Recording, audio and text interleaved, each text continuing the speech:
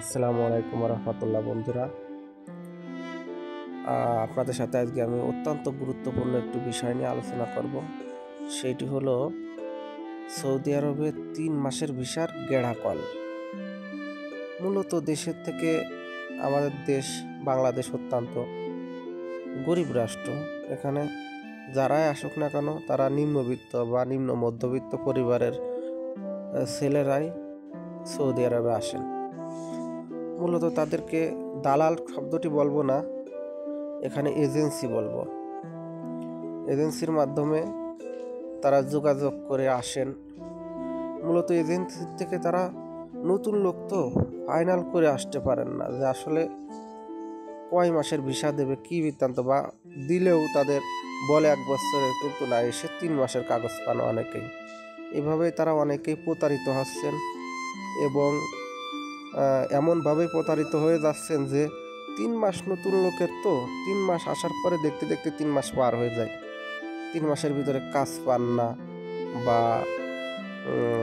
দেখতে দেখতে সময়টা চলে যায়।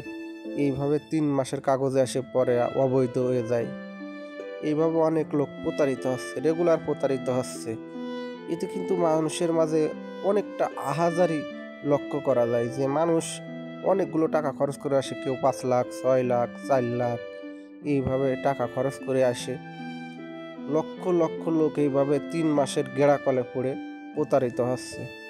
তো আমি একটা অনুরোধ করব আপনাদের কাছে যে যারা বিদেশে আসতে চান নতুন লোক, অবশ্যই সঠিক এজেন্সির মাধ্যমে যাচাই বাছাই করে সঠিক লোক ধরে নির্ণয় করে তারপরে আপনারা আসবেন সৌদি আরবে।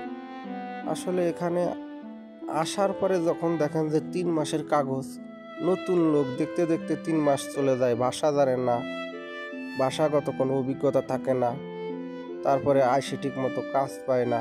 আসলে কঠিন সমস্যার সম্মুখীন হয় এসব লোক এবং পরবর্তীতে দেখা যায় যে তারা 3 মাস থেকে অবৈধ হয়ে যায় এবং পরে যে টাকা খরচ করে আসে এই টাকাগুলো ওঠে না এবং ও খুব অসহায় হয়ে আবার পুলিশের কাছে ধরা দিয়ে দেশে চলে যায়। তো আপনারা সাবধান থাকবেন বন্ধুরা এসব বিষয়ে।